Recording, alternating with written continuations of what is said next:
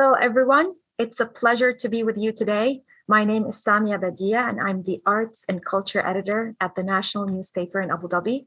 I'm delighted to be part of NYU Abu Dhabi's 10-year anniversary celebrations with this discussion series titled 10th Talk, bringing virtual conversations that reflect on milestones achieved since the school's founding and that explore perspectives from thought leaders around the world. I'm honored to welcome our wonderful panelists.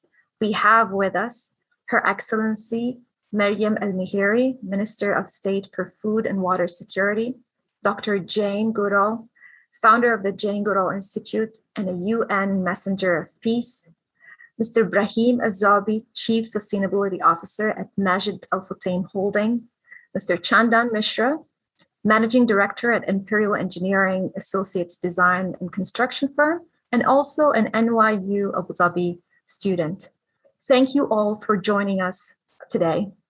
In our discussion, we will be speaking to our panelists about the steps that they are taking to address the challenges of food and water security, as well as what exemplary actions the UAE and the wider region are taking to mitigate the adverse impacts of climate change, as well as the steps that we all collectively need to be taking to address that issue. Your Excellency, I'd like to kick off the conversation with a question for you. In your current role, how is climate change and the environmental consequences impacting your own ministerial brief on food and water security? Thank you so much, Samia, and it's just a pleasure to be here with all the esteemed panelists that are here with me today.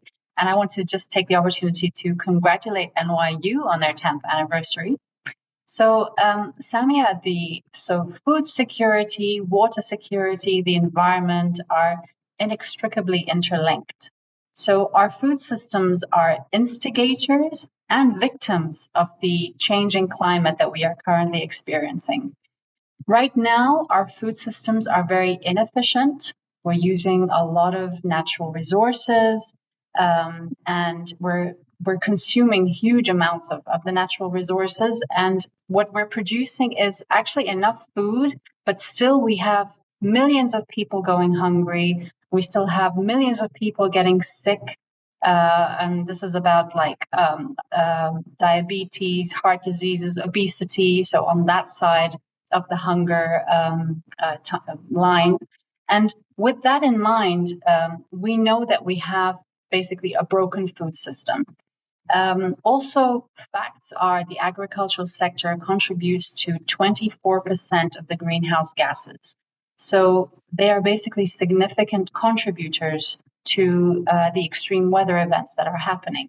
So when you look around yourself, the fires that are happening in Greece or in the US, the flooding that happened in Germany, these are all events that we're experiencing now because of broken food systems. So it's really important that we start thinking of transforming these food systems into more efficient food systems by using technology, by upskilling people, to be able to use this technology, by nudging the community to respect food and make better choices when it comes to food, by reducing food waste and food loss. So we really need a paradigm shift. And this is my role as a Minister of State for Food and Water Security in the UAE to be kind of like leading the UAE population into this transformation. And it goes from the government, private sector, community, so all the way through. For sure. And I think that's one of the things that we're going to be talking about, how there are so many different roles that need to be played by different entities, whether it's the government, corporate, or in this instance, when we're talking about universities, schools, and the role of the youth. Dr. Goodall, I'd like to ask you about, now that we're talking about these different roles, you currently have institutes in your name around the world that work to support your mission, both a humanitarian one and an environmental one. How important do you think is the role of the youth today to bring about the change that we need when it comes to the climate crisis? one that is really impacting our environment, our nature, our animals, and, pretty much our home? Well, thank you for the question, because I think the role of young people is supremely important. And I started the program for young people, Roots and Shoots, because I found so many young people were losing hope. They were angry, they were depressed, or mostly just apathetic. It doesn't matter what we do, they didn't seem to care. And this was this was on every continent when I was traveling around the world. And so when I talked to them, why do you feel this way? They all said more or less the same. Well, you've compromised our future and there's nothing we can do about it. So indeed, we've compromised their future. For years and years, we've been stealing their future by our crazy notion that we can have unlimited economic development on a planet with finite natural resources. But is it too late? There, I think they were wrong. There is something that can be done. And so I began this program understanding the interconnection of all the problems that we face today that have led to climate change, loss of biodiversity, food insecurity, all the conflicts that we see around the world today, the fires, the floods, the droughts, all of these things. And so what irritates me is when people say, oh, well, it's up to the youth. They've got to solve the problems. It's their responsibility. It's our responsibility. And, I've lived longer than any of the other panelists on this planet. I've seen the changes that we've made. I've seen the changes made by greed and materialism. And it hurts me because I care desperately and passionately about the environment, about wildlife. I care about our children. I've got 3 grandchildren myself. They're hardly children anymore, but still, they're almost ready to have their own. That'll be my great-grandchildren. And so we must support the young people. And that's what this program is all about. Introducing children to wise elders, helping children understand what the problems are. And then I find once they understand and we empower them to take action and we listen to them, they're changing the world. As we speak, they're engaged in projects to help people, to help animals, and to help the environment, because it's all interrelated. Yeah, for sure it is. And I love what you said about, believing in that the youth have the power to make a difference and to bring about change. But then on the other end, and I'd like to go to Mr. Zabi, on the other end, we have a lot of work that also needs to be done by corporations and by companies. In your role with the World Economic Forum, with currently at Majid Al Futtaim, what do you think can be the driving force that these companies can focus on in order to achieve that as well? What will get the companies to share that part of the responsibility? Thank you very much. And first of all, congratulations for NYU, the 10th anniversary. And it's an honor to be with such recognized and esteemed panel here. And Dr. Jane, you're a role model for us. And I think on behalf of everyone, we wish you all the health and well to be around to inspire us from a corporate sector. And I'm fully aligned with Her Excellency Mariam and Dr. Jane. I think they set a realistic picture of what's going on, and this is what's going on right now. From a business perspective, and I have different hats with, be it NGOs or businesses, we are aware that business as usual is no longer exists. And thanks to COVID, business as usual is officially dead. The new business model is sustainable business model. We have to identify the fact that we know that youth and younger generation, they have the power. They are the customers, they are the human capital, they are the decision makers, and they are very, very powerful now with social media. They can cause a movement towards unsustainable businesses. Now, the smart way from a pure business perspective when it comes to sustainable business is look at it, yes, from a corporate citizenship, risk and compliance, and sustainable profit. If we want to be around, if our business want to be around, we have to consider nature, we have to consider people as well as the socio-economic impact. Now, being in WEF, even with Majid Al-Futtaim, this is what we discuss. We look at our impact, our negative environmental impact. We do make sure that we need to minimize it, and in our case, even be net positive, which means giving more to nature and environment more than we take, as well as identifying the socio-economic impact. We look at new things. It's not new, but people will call it, for example, nature-based solutions. The answers are there. It's in the nature. It's NBS, nature-based solutions, is one of the main things that we look at in design. We look at science-based targets when it comes to our energy and climate action targets. So it's being more structured for businesses. It's more beyond than I would like to do something good. I want to do well by doing good. And I can assure you, if any other businesses, if they don't already think in that way, I can guarantee they won't exist from a pure business perspective. We need to look at partnership. We need to engage with our customers. There is a new customer experience we look at. The customers, they do care about if we have child labor or not, if we care about the nature, if we cut off trees, if we plant trees at the same time, if we have a proper transparent public-private partnership with organizations led by Her Excellency or even organizations led by Dr. Godel, if we are investing in R&D, this is a main thing for us. Now, what we are doing right now, we are trying to introduce the sustainable business model to this part of the world and globally and put it as part of our business objectives, not as standalone. It's embedded in the DNA. It should be embedded in the DNA of any business strategy. That's the only and right way to do it. I'd like to follow up on that. How challenging has that been for you?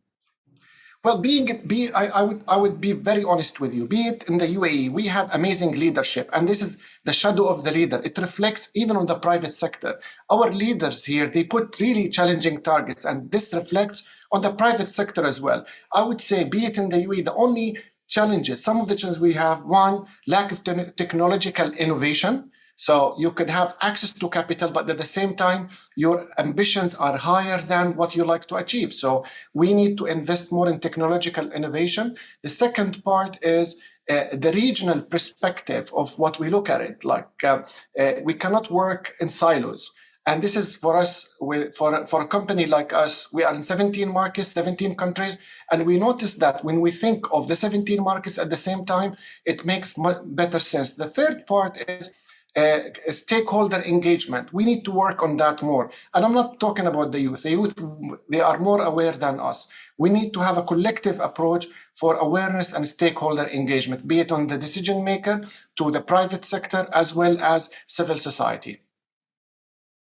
I'm going to go to you, Mr. Mishra, to talk a little bit about the project that you've done. But before we do that, just because we're talking about all the different roles that can be played in this specific crisis and in this issue, I'd like to go back to you, Your Excellency, and just to talk a little bit more about, what is the UAE doing to help promote initiatives, that tackle or that promote sustainability, and what steps can people in the UAE and around the world do in order to help? Thank you, Samia.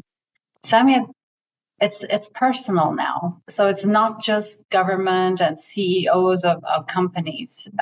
Each and every one of us here, us, everyone who's watching us, everyone who's listening to us, it's a personal thing now. Every decision you do, whether you go and buy a product, how much you buy of it, how much you put that in the bin, all plays a role in what we're doing. And if we're talking here about food systems, and in particular food, every decision you make in your household affects our food systems, not just here in the UAE, but globally as well. And So it has come down to every one of us is responsible. So the youth is a huge sector or a huge segment of the society that we need to make aware of what's happening. But we also need to look at ourselves and change our behavior too, because our behavior right now is really bad. It's, I just look at myself and what's happening in the family. I still have to educate those close around me, make sure that we have no edible food going into the bin. So as a university as well, you have, in a way, the ambassadors of change with you. All your students in the university are ambassadors of change. All the awareness programs that you are doing empowers the youth to make their decisions as they are having their own families, as they're going through their career paths. And as a government, some of the exciting initiatives which we have done is basically, as Ibrahim said, to try and really grasp technology and innovation. I mean, we are a country that is, we've got an arid, harsh climate here. We don't have a lot of annual rainfall. Our groundwater is quite salty. We don't have arable land. So we're very much dependent on the global food networks. And this, of course, as a footprint on the carbon emissions, is a big footprint. And we want to try and reduce that. So we want to look at how we can grow more locally and how we can using technology to be able to grow more variety of foods in the UAE, but also looking at the biodiversity side. So the Food Tech Valley is one of the new initiatives that we've announced in May.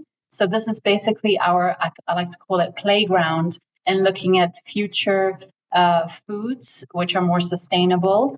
We are putting a lot more work in the research and development, trying to ensure that the research institutes within the country are also talking to each other, that people are not working in silos anymore.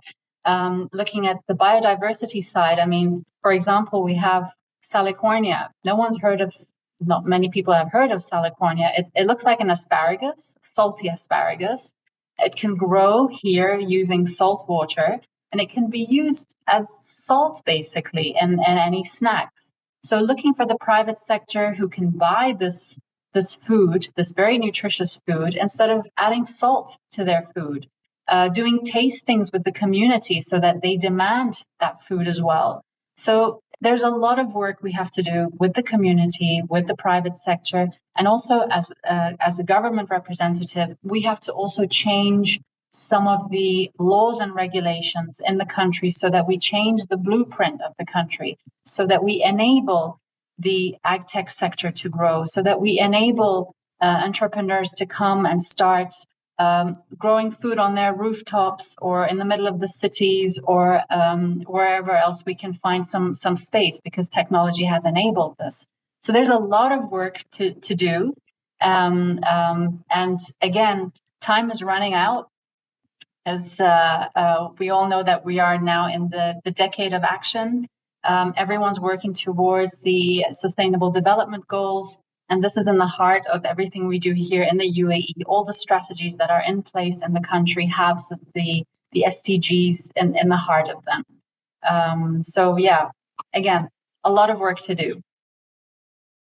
Yeah, for sure. Dr. Goodall, I wanted to talk to you about, what we can do as individuals and how our behavior and habits and our lifestyle is able to make a difference. Looking back at the last year and a half since the outbreak of the COVID-19, the pandemic has, it was catastrophic for us as people, but we saw for the first time that the environment and animals were able for a short period of time to almost, catch a break from, certain pollution. Everything was on hold, and we could see that. How would you say, what more can we do on the individual level now that we've seen how much of what we do on a daily basis has an impact? Well, we can do a lot. I agree with what was said. And it's the main message when I began Roots and Shoots. First of all, acknowledging interconnection and saying you choose projects to help people, animals, environment. Secondly, every individual matters. Every individual has a role to play. Every individual makes a difference every day. And you were talking about the need to educate our children about what's going on. I've found again and again in many countries, it's the young people who are influencing their parents and grandparents. And so many parents have said to me, well, I never used to recycle, but my kids make me. Or I never really thought about what I was buying or waste or anything like that, but my kids have taught me different. And, you know, there's one thing which people are beginning to move towards around the planet, and that's a plant-based diet.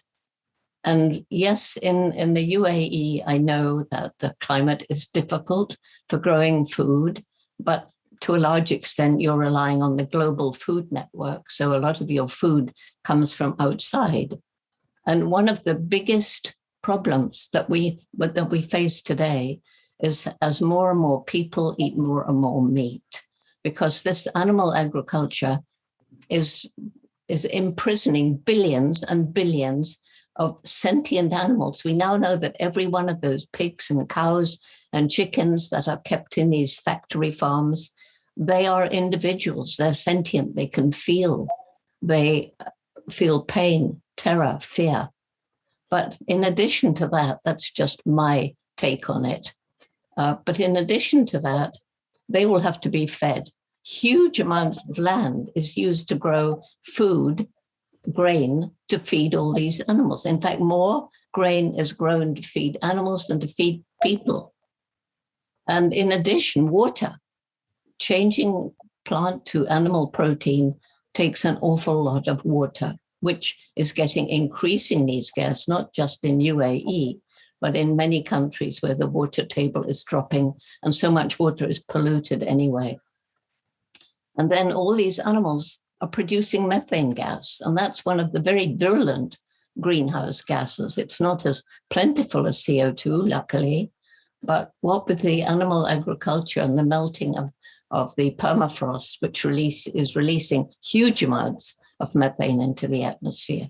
Well, the young people understand this. They're learning about it. It's so important to get environmental education into all the school curriculums, and starting from a very young age, trying to get young people out into nature so they experience it and they learn to understand and then love it. And what you love, you want to protect. So it's all of this is interconnected, but moving towards a plant-based diet is something that's really, really important. And so many people are beginning to understand that.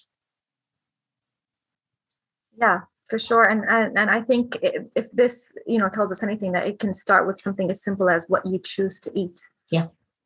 So even that can go a long way.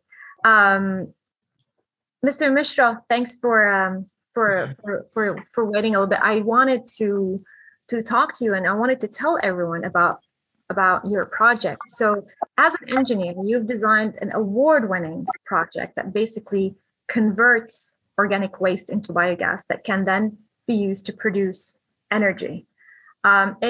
It's another example of how education can be a driving force to address these important issues of our time. I wanted to ask you about what you think from your experience, having done that and been able to drive that project from start to finish and winning an award, being recognized for it. What's needed in order to take such a small yet important project to the next level, so that the impact of that is not just on a very small scale, but can be taken beyond to like a larger community? Yeah, sure. Thank you for the amazing question. And before I head on with giving my opinions, again, like it's really such an honor for me to be here with all of you. And as I was saying earlier, I'm a very proud NYU Abu Dhabi alumnus, and like it's really such a pleasure to be here representing my alma mater, and sharing some of my experiences. And it's really such an honor to be with Your Excellency Ibrahim, also Dr. Goodall, and I have learned so much. I mean, like prior to this, like I was just looking at the works that you've all been doing, and it's really inspiring for someone like us who is just stepping into the outer world, to use the skills and knowledges that we have got to make an impact, how small it might just be. Yeah, so coming back to your question, I mean, first of all, as Her Excellency earlier pointed out, like right now it's all personal. It's not just about like doing things from a company perspective, or from a society perspective.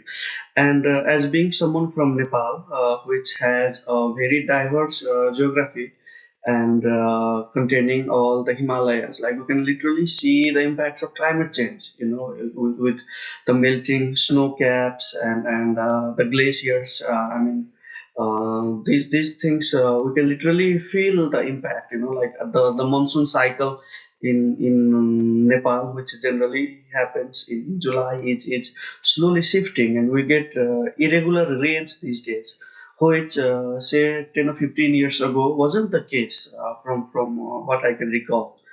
Um, so yeah, and with regards to the project that I designed, so it was basically about using the organic waste. I mean, being a developing nation, back home in Nepal, like the concept of recycling waste, or to a greater extent, like producing energy out of it is a work in progress. Like we are still, like a long way from catching up with countries like the UAE in terms of sustainability. And in Nepal, like the school where I served as the executive director, I mean, it was next to a landfill site. And every time I went to office, it really bothered me that, like all sorts of waste were just dumped together. And that was when it struck me about using some of my own engineering knowledge. Like I recall taking some environmental engineering classes as a part of my undergraduate degree at NYU Abu Dhabi. And there we learned about two types of reactors. So specifically it was called CSTR, continuously stirred tank reactor, and PFR, plug flow reactor. And I used the former method, the CSTR based, to use convert the organic waste. So these would basically be the kitchen waste, the biomass, and convert it into energy. And the idea was, because the school was a semi-residential school, to ensure that all of the school kitchen, which fed around 300 students, teachers, and staffs on campus,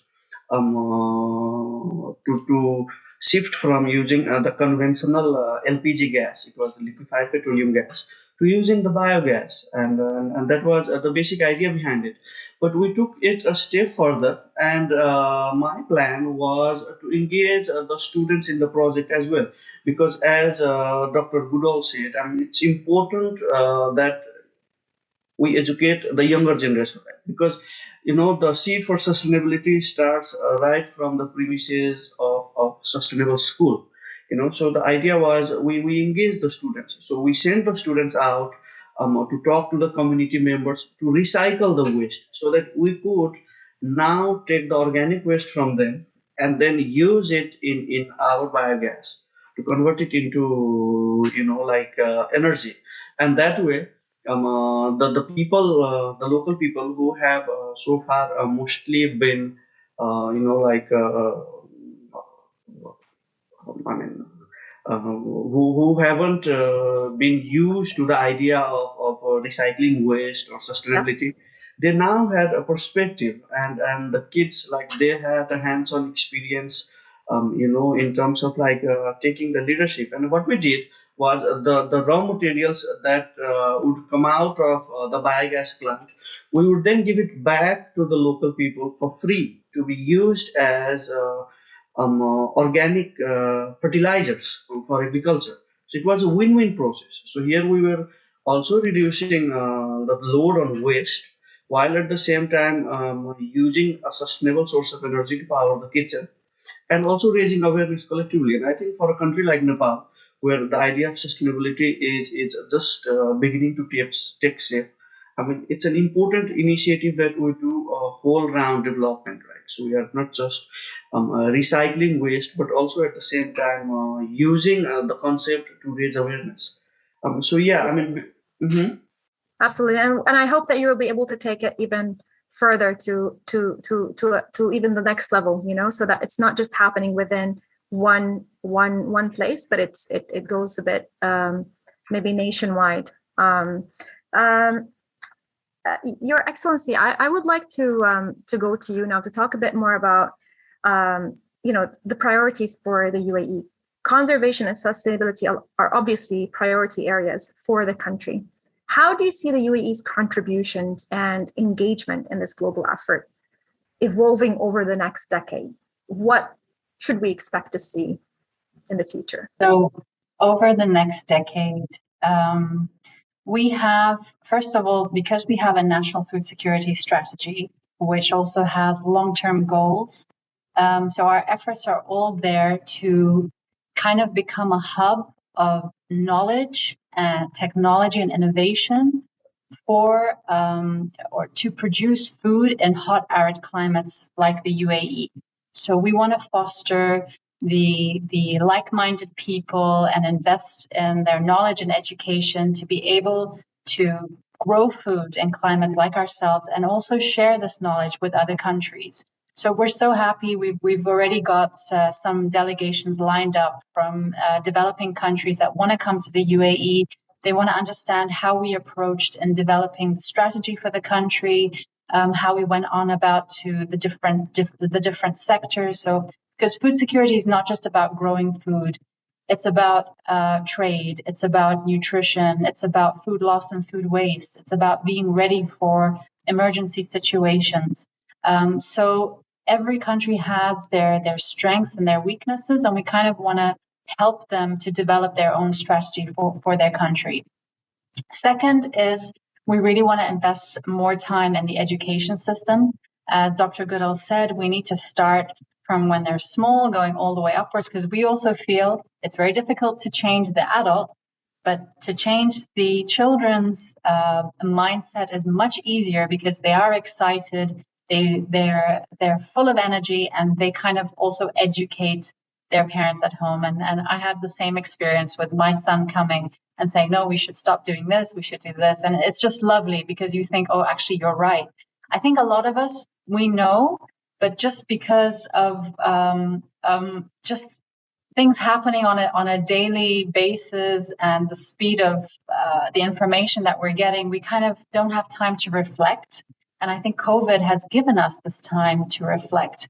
In my family, 2 people have now become hobby farmers.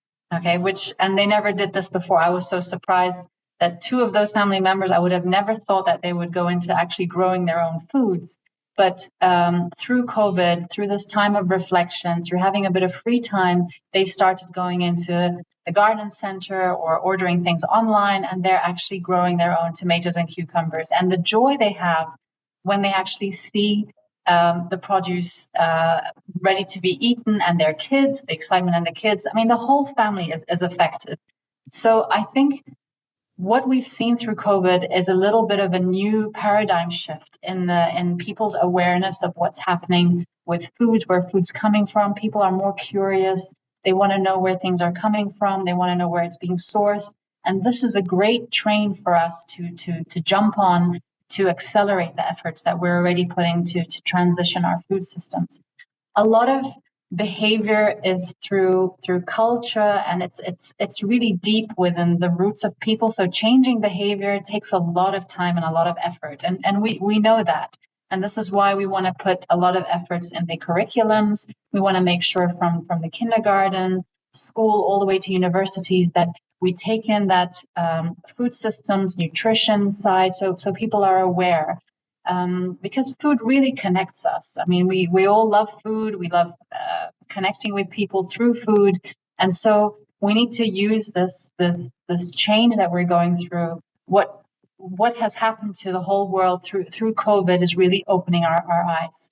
And then we also want to focus on how we can enable an ag tech sector to grow and flourish, because now we're seeing tomatoes that are being grown using technology which use so much less water.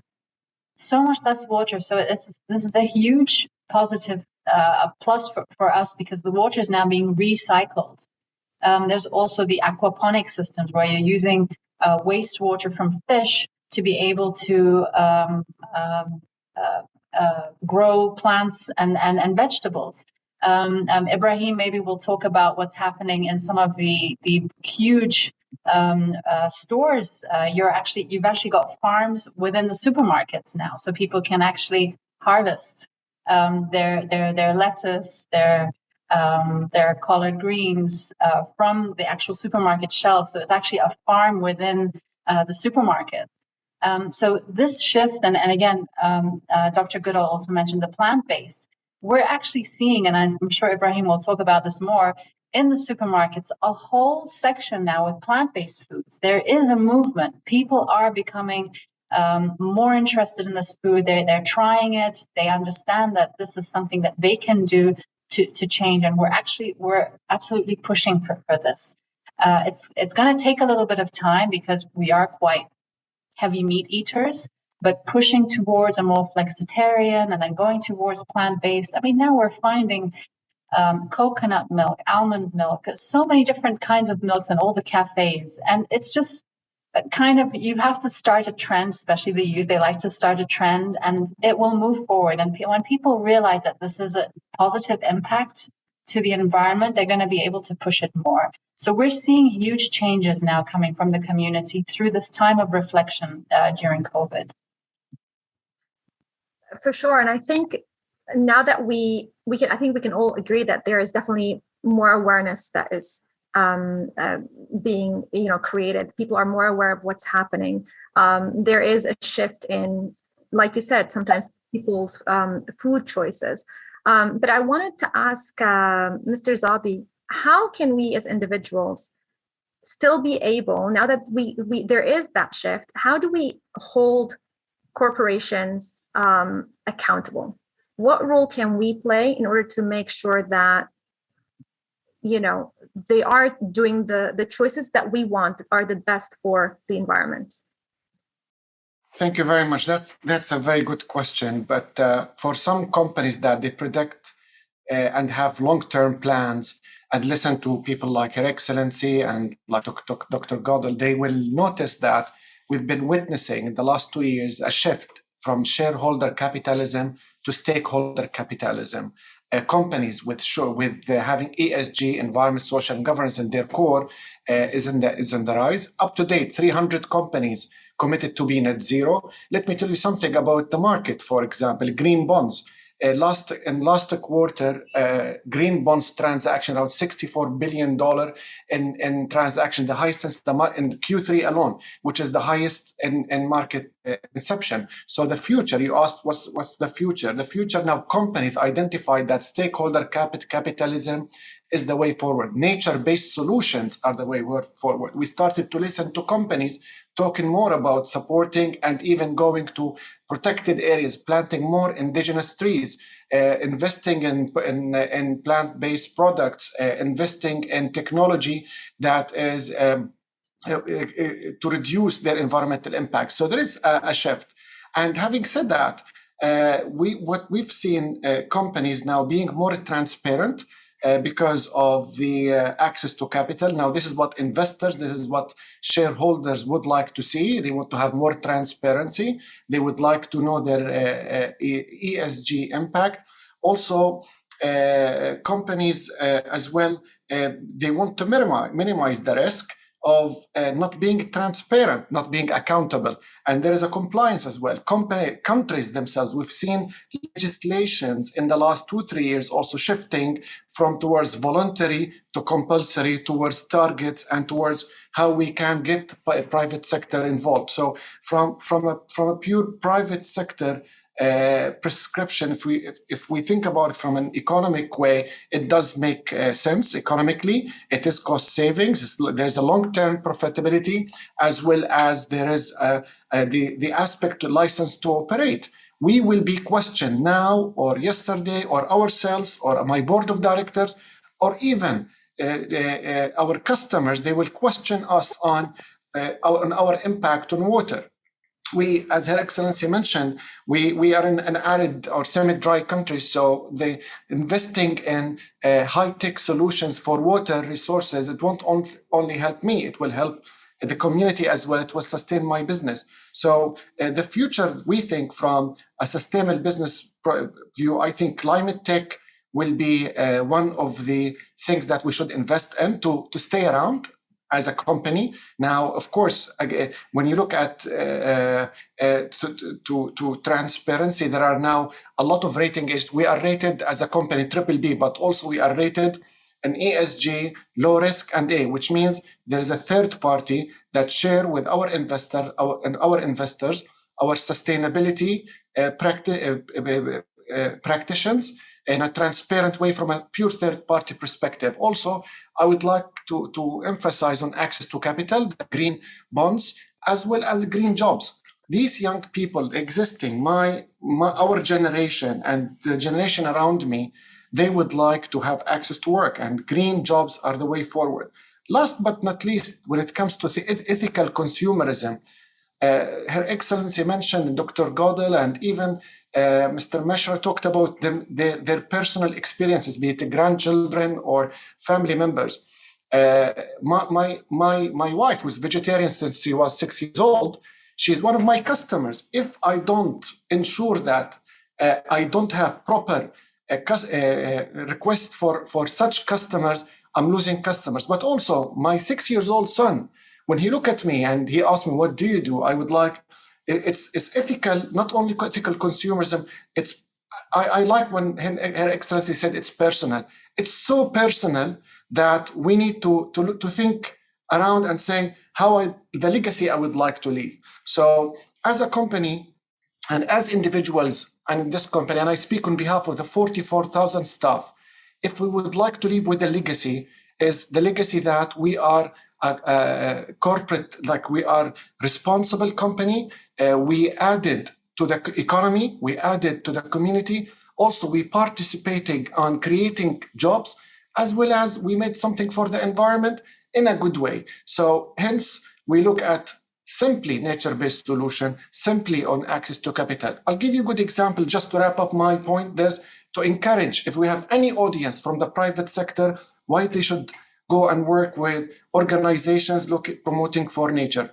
In the last 2 years, as a company, from a sustainability perspective, we raised green bonds, $1.2 billion, 5 times oversubscribed on 2 rounds, $600 million each. Just last week, we made sustainability-linked loan of $1.5 billion with 3 KPIs. The first KPI on our climate net positive commitment, our climate action KPI over 5 years. Second one, to ensure even our existing assets are green.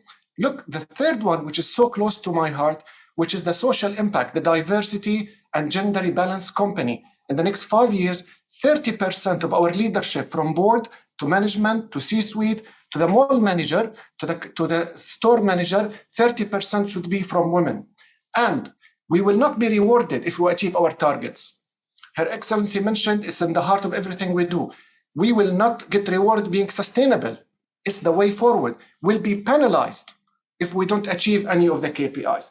And this is now, for me, as a pure sustainability practitioner, is the proper sustainability business model. How can I be judged? As I can be judged if how bold I can make my targets. And I think it's not only good for us, it's good for us and good for the community. Absolutely.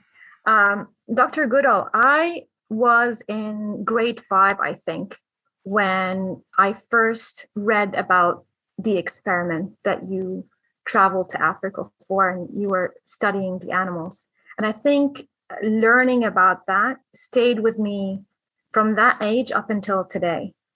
So for me, being able to talk to you today, I want to ask you, if there's one message that you want to address the youth, maybe fifth graders today, or university students, high school students, regardless of what age they are, what would it be? Well, when I wanted to go out to Africa to live with animals and write books about them, I was 10 years old.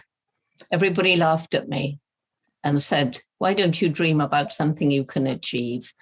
Back then, women weren't scientists. Women didn't do things like that. Things have changed now. But remember, I'm going back 80 years or so.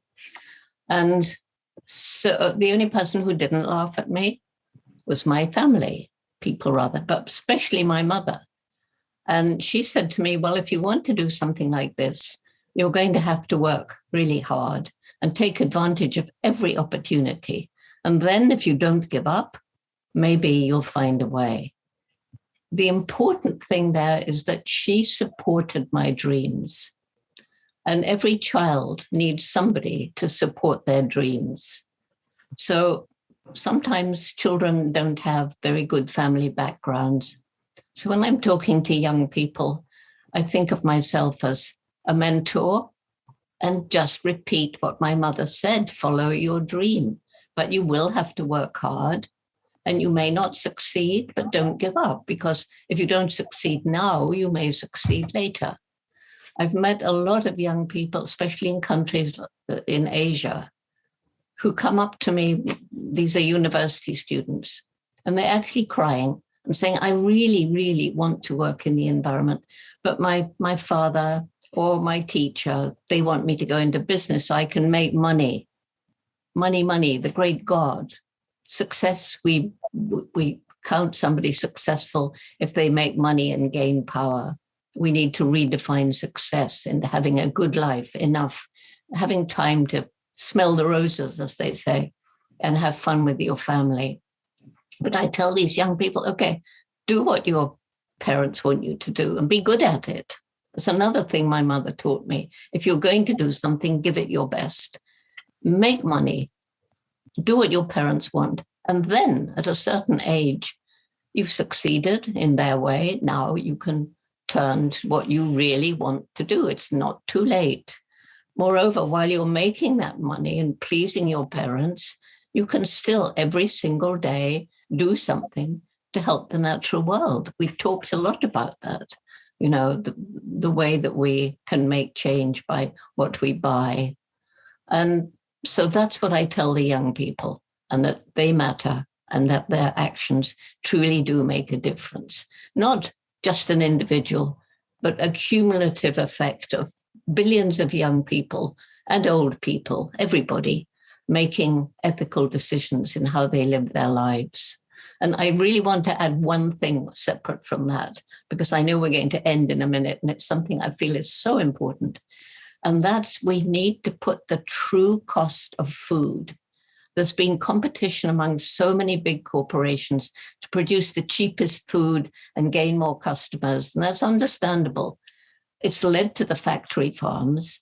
It's led to the kind of agriculture we have today, where the natural world is flattened and you get monocultures and you get genetically modified food, which may be okay in some instances, but very often isn't. More and more pesticides and fertilizers and herbicides are used, poisoning the soil. We depend on the soil, and losing biodiversity because of all these insects that are killing the birds. And, the true cost of food, sometimes it's cheap because of sweatshops, child slave labor, unfair wages. And if it costs a little bit more, we'll value it more and waste less. I grew up in World War II. Everything was rationed. We didn't waste a mouthful of food. Every single thing that we bought was eaten. If it fell on the floor, tough, you pick it up and eat it, and that develops your immune system when you're young. So I just felt it was really important to get that true cost of food, and costing a bit more perhaps, but wasting less, because it's something that's run through all of these conversations. And yes, our young people are going to change the way businesses work, because If you don't buy something a company makes because you don't think it's ethical, well, the company's going to change, as we've heard. Thank you so much for that, Dr. Goodall. Your Excellency, do you have any final thoughts on that? Any final words? I do have always, I kind of like want to leave something for everyone to think about when they go home tonight. And I've said this in a lot of my talks, but try and maybe discuss with your family to put a target for yourselves to not put any edible food into the bin. It's a very simple thing to do, but believe me, when you start looking into how food ends up in the bin, you'll have to change a few things. Try and develop it in your lifestyle to try and not put any edible food in the bin, because that's a domino effect. It's a domino effect in your portion size and what you buy and how much you buy and how you're going to prepare food. That's my message to ensure that you all understand how personal this is. Thank you all so much for joining us today. It's, unfortunately our time is up. We could be talking about this for much, much longer. Thanks for those who have joined us, and thank you all, and stay safe. Thank you. Thank you. Thank you, everybody, and good luck to everybody, and we will together change the world. Thank you. Absolutely. Thank you. Stay safe. Bye-bye. Bye-bye.